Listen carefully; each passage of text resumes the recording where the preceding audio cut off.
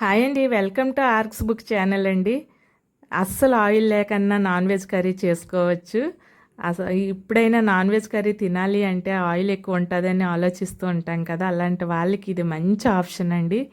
ఒక half tea spoon oil తోటి prawns curry prepare చేశాను. చాలా బాగుంది టేస్ట్ అయితే. తక్కువ ఇంగ్రీడియంట్సేనండి, చాలా సింపుల్గా చేసేసుకోవచ్చు. ఈ వీడియో మొత్తం చూడండి.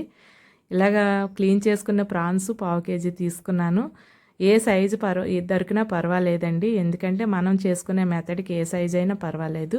దానికి మసాలా, ఒక స్పూన్ ధనియాలు, ఒక హాఫ్ టీ స్పూన్ జీలకర్ర, ఒక 3 లవంగాలు, 3 యాలకులు, 1 ఇంచు దాల్చిన చెక్క వేగించి ఇలా పౌడర్ చేసుకున్నానండి. మిక్సీ పట్టుకున్నా పర్వాలేదు. తర్వాత ప్యాన్ హీట్ చేసుకొని half teaspoon mustard oil వేసుకున్నాను. ఏ ఆయిల్ వేసుకున్నా పర్వాలేదండి, జస్ట్ ప్యాన్కి ఈ ప్రాన్స్ అనేవి వంటకున్న వేగడం కోసమే. తర్వాత ఉప్పు పసుపు వేసుకొని ప్రాన్స్కి సరిపడగా వేసేసుకోవాలండి. వేసి వాటర్ అంతా రిలీజ్ అవుతుంది కదా, సిమ్లోనే చక్కగా వాటర్ అంతా తగ్గే వరకు, డ్రై అయ్యే వరకు వేగించుకోవాలి. బాగా వేగించాలండి, అస్సలు వాటర్ ఉండకూడదు. వాటర్ ఉంటే మనం స్టీమ్ చేసేటప్పుడు కొద్దిగా ఇబ్బంది అవుతుంది, వాటర్లా వచ్చేస్తుంది కదా.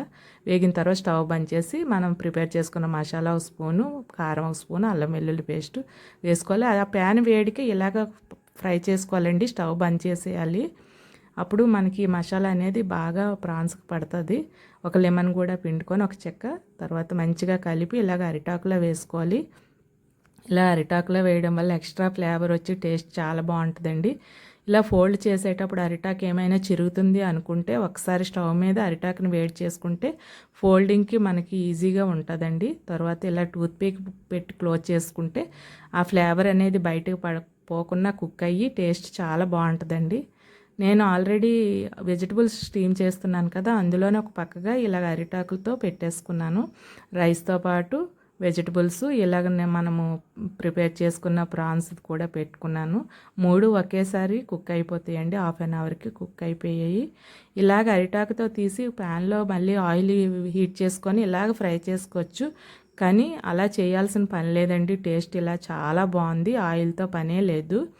ఇలా చక్కగా తీసుకుంటే లైట్ గ్రేవీ కర్రీ లాగా వచ్చింది. మనకి రైస్కి కానీ లేదంటే చపాతీకి కానీ స్టార్టర్లాగా కానీ చాలా బాగుందండి. ఆయిల్తో అస్సలు పని లేదు. ఆయిల్ వద్దు అనుకున్న వాళ్ళని ఇలా ప్రిపేర్ చేసుకుంటే చాలా బాగుంటుంది. అలాగే నెక్స్ట్ ఎలా ఫ్రై చేయాలనేది నెక్స్ట్ వీడియోలో చూపిస్తాను. ఎవరైనా నా ఛానల్ సబ్స్క్రైబ్